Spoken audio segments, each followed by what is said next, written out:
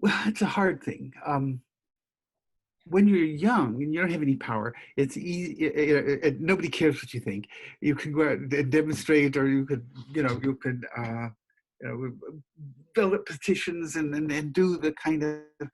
It's, um, and that was important for me, I think, to be able to do those things.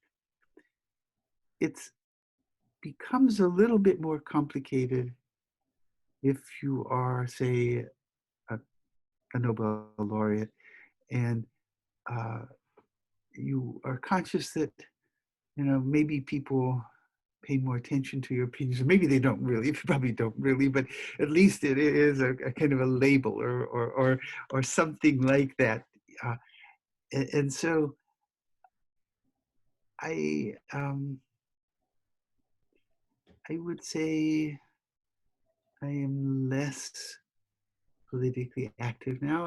I have friends who are, the Nobel laureates. They kind of, there's a whole bunch of them out there, and most of them, there's a couple who are truly wonderful about getting us organized occasionally to to do something that matters, or to um, and I'm very grateful to those people because I trust them sometimes, and then they can put me in a situation where I can say, this is something that matters. Uh, I find, you know,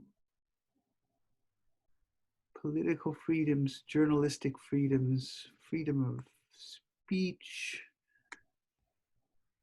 uh, an important thing. I find it, the idea of torture is, and although there are certain issues that come to the fore, or certain issues of honesty or that matter, issues that, and then there's this complicated problem of poverty and healthcare and how one deals with this in a society, and this kind of having lived in other countries, I don't have an automatic sense that the way we do things here in the United States is the best possible, evolved, is the best solution.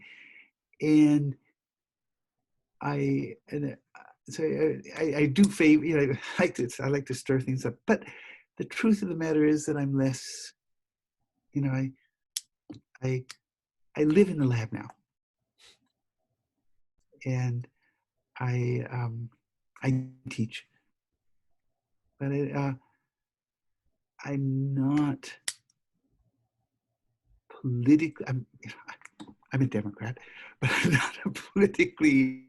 I'm not in a politically active or willing to take on those responsibilities. Maybe that's a bad thing. I think,